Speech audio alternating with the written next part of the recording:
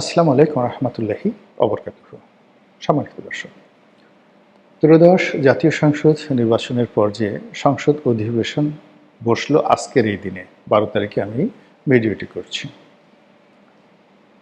আজকের এই সংসদে স্পিকার নির্বাচিত হবেন, কিন্তু স্পিকার নির্বাচিত হওয়ার আগে সরকারি দল তারা তাদের সংসদ নেতা নির্বাচন করেছেন এবং সেখানে সংগত কারণে প্রধানমন্ত্রী তারেক রহমান সাহেব সরকারি দলের নেতা। আর বিরোধী দলের যে নেতা তিনি ডক্টর শফিকুর রহমান, জামাতের সভাপতি। আমি আজকের এই দিন থেকে ওনাকে আসলে জামাতের সভাপতি বলবো, জামাতে ইসলামের সভাপতি বলবো। আমির শব্দটি আমি ব্যবহার করব না ব্যক্তিগতভাবে। আমির বলতেই মনে হচ্ছে যে তিনি আমাদের থেকে আলাদা। আমিরুল মোমিনিন আমাদের সবার নেতা, আমাদের সবার বস, আমাদের সবার সাথে অভিজাত, ইত্যাদি ইত্যাদি অনেক কিছু। Not like that. তিনি জনগণের নেতা, তিনি জামাতের সভাপতি।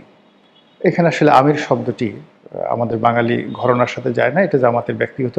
তারা তাকে আমিরুল মোমিনিন, আমিরুল মুসলিমিন, আমিরে জামাত ইত্যাদি ইত্যাদি কথা বলতে পারে, কিন্তু আমরা আমজনতা যারা আছেন আমরা তাকে ডক্টর শফিকুর রহমান, জামাতের সভাপতি বা জামাতের যে সংগঠনের প্রধান সেটা বলতে পারে, চেয়ারম্যান বা চেয়ারপারসন, হোয়াট এভার মেবি। তো জামাতের সভাপতি সেখানে সংসদের বিরোধী দলীয় নেতা হবেন। আলোচনাটা দীর্ঘায়িত করব না, এটা নিয়ে আলোচনা করতে গেলে অনেক কিছু হবে। আমি শুধু বলবো যে ওনার আগে সংসদে বিরোধী দলীয় নেতা ছিলেন জিএম কাদের, জাতীয় পার্টির। তার আগে ছিলেন বেগম রওশন এরশাদ। তো বেগম রওশন এরশাদ এবং জিএম কাদের এই দুজনকে বলা হয় আওয়ামী লীগের গৃহপালিত বিরোধী দলীয় নেতা। এবং সেই যে রওশন এরশাদ এবং জিএম কাদের যদি ব্যক্তিগতভাবে ধরেন, এই দুজনের যে বংশমর্যাদা, তাদের ব্যক্তিগত জীবনের যে সফলতা, আসলে আমাদের এই বাংলাদেশের অ্যাভারেজে ডক্টর শফিক বা অন্যান্য যারা আছেন তাদের অনেকের চাইতে সহস্র সহস্র গুণ বেশি। যেমন ধরুন, আমি রওশন এরশাদের কথাই বলি। রওশন এরশাদ প্রেসিডেন্টের স্ত্রী, সেনাপ্রধানের স্ত্রী, নিজে 6 থেকে 7 বার সংসদ সদস্য নির্বাচিত হয়েছেন, জীবনে কখনো পরাজিত হননি। এবং সারা বাংলাদেশ তাকে নিয়ে বিভিন্ন সময় যত রকম আজে বাজে কথাবার্তা আছে, তিনি সোনাচোরা কারবারি করেন, ওটা করেন, দুর্নীতিবাজ ইত্যাদি ইত্যাদি আরও অনেক কিছু। কিন্তু এখন পর্যন্ত সিঙ্গেল পুরো জাতি বলতে পারবেন না যে বেগম রওশন এরশাদ তার মুখ দিয়ে একটা বাজে শব্দ উচ্চারণ করেছেন, কোনোদিন মেজাজ হারিয়ে ফেলেছেন, অথবা কারোর সঙ্গে একটু কটু শব্দ ব্যবহার করেছেন। নাম্বার 1। নাম্বার 2 হলো উনি এখন একেবারে জীবন সায়াহ্নে বয়োবৃদ্ধ। তার বয়স হয়তো এখন প্রায় 90 বছর। উনি কারো টাকা মেরেছেন, কারো হক নষ্ট করেছেন, কারোর সঙ্গে বেইনসাফি করেছেন। আমরা যারা সমালোচনা করেছি তার বিভিন্ন সময়, আমরা এখন পর্যন্ত তার কোনো প্রমাণ পাইনি। তিনি অতি উচ্চ শিক্ষিতা, মার্জিতা। আগেই বললাম যে তিনি অতি উচ্চ বংশীয়, তার সঙ্গে সঙ্গে যৌবনে প্যারাগন বিউটিফুল ছিলেন। আপনি যদি তার 30-35 বছরের ছবিগুলো দেখেন, 20-25 বছরের ছবিগুলো দেখেন, বেগম রওশন এরশাদের মতো এরকম সুন্দরী মহিলা বাংলাদেশে দ্বিতীয়টি ছিল না, কেউ ছিল না। তার প্রত্যেকটা জিনিস, তার পায়ের নখ থেকে চুল পর্যন্ত, আল্লাহ একটা রমণীকে যত সুন্দর করা সম্ভব বাংলাদেশের প্রেক্ষাপটে ঠিক ততটুকু সুন্দর তাকে করেছিলেন। তো সেই মানুষটি তিনি জীবন সায়াহ্নে এসে শেখ হাসিনার গৃহপালিত বিরোধী দলীয় নেতা হয়েছিলেন। তো এই যে বিরোধী দলীয় নেতা হয়েছেন, বিরোধী দলীয় নেতা হওয়ার পর তার শালীনতা ছিল, ভদ্রতা ছিল, সব কিছু ছিল। এবং দীর্ঘদিন ওই যে পার্লামেন্ট, সেই পার্লামেন্টে যখন তার স্বামী আসম আব্দুর রবকে গৃহপালিত নেতা বানিয়েছিল, ওর পর থেকে ওখানে যে আসর ঢুকছে, শয়তান ঢুকছে, সেই শয়তানের মধ্যে সেই শয়তানগুলো বারবার ওয়াসা ওয়াসা দিয়ে এক দলকে শক্তিশালী বানিয়ে ফেলে আর বিরোধী দলকে দুর্বল থেকে দুর্বলতর বানিয়ে ফেলে। তো সেই দিক থেকে এখন যিনি বর্তমান আছেন জামাতের সভাপতি শফিকুর রহমান, তিনি কি তারেক রহমান সাহেবের গৃহপালিত বিরোধী দলীয় নেতা হবেন, নাকি সত্যিকার অর্থে যেটি সারা দুনিয়াতে হয় এরকম একটি শক্তিশালী বিরোধী দলীয় নেতা তিনি হবেন, এটা দেখার বিষয়। তবে যেভাবে বিএনপি ব্রুট মেজরিটি পেয়েছে, যেভাবে বিএনপির সঙ্গে জামাতের গত 17 মাসে টাগ ওয়ার হয়েছে এবং যেভাবে অনেকগুলো অমীমাংসিত বিষয় রয়ে গেছে আর পর্দার আড়ালে যে সকল কথাবার্তা আমরা শুনতে পেরেছি, সেই অর্থে একটা সত্যিকার ইফেক্টিভ বিরোধী দলীয় নেতা যদি ডক্টর শফিকুর রহমান হতে পারেন, তাহলে বাংলাদেশে জামাত একটা নতুন ইতিহাস তৈরি করবে। আর যদি তিনি সেটা না পারেন, তাহলে আওয়ামী লীগের জমানাতে জামাত যেভাবে গুপ্ত সংগঠন হিসেবে পরিচিত ছিল, তারা রাতের আধারে আওয়ামী লীগ নেতাদের সঙ্গে দেখা করতেন, স্বরাষ্ট্রমন্ত্রী আসাদুজ্জামান খান কামালের সঙ্গে দেখা করতেন, অনেক জ্ঞানীগুণী বুদ্ধিজীবীদের সঙ্গে দেখা করতেন, এমনকি শেখ হাসিনার সঙ্গেও তাদের যোগাযোগ ছিল। আবার তারা বিএনপি থেকে শুরু করে সবার সাথে যোগাযোগ রক্ষা করতেন। আর প্রায় সমস্ত কর্মকাণ্ডই তারা তলে তলে করতেন, গুপ্তভাবে করতেন। এটা নিয়ে খুব হাসাহাসি হতো। তো সেই জায়গা থেকে তারা শেখ হাসিনার পতনের পরে যেভাবে বের হয়ে এসেছিলেন, এটা এখন রীতিমতো বিস্ময়কর। স্বরাষ্ট্রমন্ত্রী জনাব সালাউদ্দিন তিনি স্পষ্ট করে বলেছেন যে দলটির জনপ্রিয়তা মাত্র 5 থেকে 7%, এবং এটাই সত্য। বাংলাদেশে এখনো পর্যন্ত জামাতের যে জনপ্রিয়তা সেটা শতকরা 5 ভাগ থেকে 7 ভাগের বেশি নয়।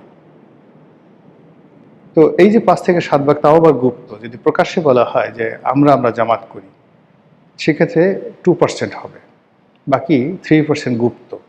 তারা গোপনে গোপনে জামাত করে আর প্রকাশ্যে হয়তো চুপচাপ থাকে, মাদ্রাসার শিক্ষকতা করে, অথবা অনেকে বিএনপি করে, অনেকে আওয়ামী লীগ করে, এরকম হতে পারে। তো সেই দলটি গত 17 মাস দেশ পরিচালনা করার জন্য গুরুত্বপূর্ণ ভূমিকা পালন করেছে। তারপর ডক্টর মোহাম্মদ ইউনূসের উপর প্রভাব বিস্তার করেছে। এরপরে ম্যাটিকুলাস ডিজাইনের অধীনে ক্ষমতা আসার জন্য প্রাণান্ত চেষ্টা করেছে। এটা জনাব সালাউদ্দিন সাহেব এটা মানতেই পারছেন না। হাউ ইট ইজ পসিবল, এটা কী করে সম্ভব? কাজেই তারা বলছেন, বিএনপি বলছে এবং সালাউদ্দিন সাহেব বলছে যে জামাতের ক্ষমতায় যাওয়ার যে স্বপ্ন, এটা ছিল রীতিমতো দুঃস্বপ্ন, উচ্চাভিলাষও নয়। তো এই যে জামাতকে আন্ডারমাইন্ড করা এবং জামাতকে জামাতের জায়গায় নামিয়ে আনা, এবং তারেক রহমান সাহেব নিজেও বাংলাদেশে এসে বারবার জামাতকে গুপ্ত সংগঠন বলে টিটকারি করেছেন। এবং গত 17 মাসে জামাতের প্রতি যে আনুগত্য দেখানো হয়েছে বিভিন্ন মহল থেকে, আর বিএনপির পক্ষ থেকে যে তোয়াজ এবং তদবির করা হয়েছে, আজকের দিনের পর থেকে সেটা আর দেখানো হবে না। বিএনপি কঠোর হবে, নেতাকর্মীরা ধৈর্য হারিয়ে ফেলবে, এবং এটা খুব দ্রুত ঘটতে থাকবে। আগামী 1-1.5 মাসের মধ্যে এই ঘটনাগুলো টেকনাফ থেকে তেঁতুলিয়া পর্যন্ত ঘটতে থাকবে। সেই অর্থে জামাতকে আবার সে গুপ্ত হয়ে যেতে হবে, অথবা জামাতকে রাজপথে সেই আওয়ামী লীগের মতো শক্তিমত্তা নিয়ে দাঁড়াতে হবে। কিন্তু পার্লামেন্টে তারা সত্যিকার অর্থে যদি সরকারি দল না চায়, এখন ওই যে বললাম যে পার্লামেন্টের মধ্যে ভূত ঢুকে গেছে, আর শুরু থেকে পার্লামেন্টে এখন এমন কিছু কাজকর্ম হচ্ছে, যেমন দেখা গেল যে একটা সময় আল্লাহু আকবার স্পিকারের পেছনে একটা যে কালেমা, এই প্রথম তারেক রহমান সাহেব সেটা স্থাপন করেছেন। এখন এটা মূলত আসলে ধর্মভিত্তিক রাজনীতির যে একটা সূচনা, মানুষের আবেগ নিয়ে খেলা। এর বাইরে লা ইলাহা ইল্লাল্লাহু মুহাম্মাদুর রাসূলুল্লাহ এটা স্পিকারের পেছনে থাকার যে কোনো বরকত ওই পার্লামেন্টে পুরো আসবে বা অন্য কোনো কিছু আসবে, এটা আমার কাছে মনে হচ্ছে না। বরং ওখানে যদি এরকম থাকতো লা হাওলা ওয়ালা কুওয়াতা ইল্লা বিল্লাহ বা আস্তাগফিরুল্লাহ থাকতো, বা শয়তান তাড়ানোর যে দোয়া আছে সেই দোয়াগুলো যদি সংসদের চারিদিকে থাকতো, তাহলে সেটা হয়তো তুলনামূলকভাবে ভালো হতো। তো যাই হোক, এখন ওই যে পার্লামেন্টের মধ্যে যারা সরকারি দল থাকেন, যাদের ব্রুট মেজরিটি থাকে, তারা বাংলাদেশে ইতিপূর্বে যে কাজগুলো করেছেন সেই কাজগুলো আগামীতে বিএনপির দ্বারা হওয়ার সম্ভাবনা 99.99%। যদি সেই কাজগুলো বিএনপি না করে তাহলে বিএনপি অমরত্ব লাভ করবে।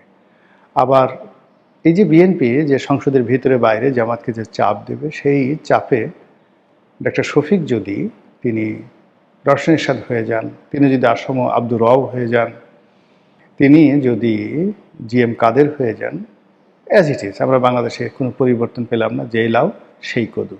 বরং সেক্ষেত্রে জামাতের মতো একটা দল, শফিক সাহেবের মতো একজন বয়োবৃদ্ধ মানুষ, তিনি যদি সেই গৃহপালিত বিরোধী দলের নেতার পরিচিত হতে থাকেন, তাহলে জামাতের রাজনীতিও কিন্তু শেষ হয়ে যাবে।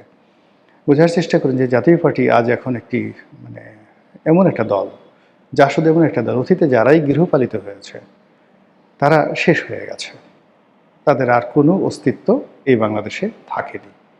যে কোনো কারণে অনেক অনেক এখানে ইকুয়েশন রয়েছে, যে ইকুয়েশনের কারণে বিএনপি ক্ষমতায় ফিরে এসেছে, কিন্তু ক্ষমতায় যদি তাদের টিকে থাকতে হয় তাহলে তাদেরকে তিনটা ভাগে, 3 মাস এক ধরনের কাজ করতে হবে, 6 মাস এক ধরনের কাজ করতে হবে, আগামী 1 বছর এক ধরনের কাজ করতে হবে, এবং মোটামুটি ধরে নেওয়া হয় যে 2 বছর যদি তারা টিকে যান তাহলে ধরে নিতে হবে যে এই সরকারটি পরবর্তী নির্বাচন পর্যন্ত তাদের কার্যক্রম চালিয়ে নিতে পারবে।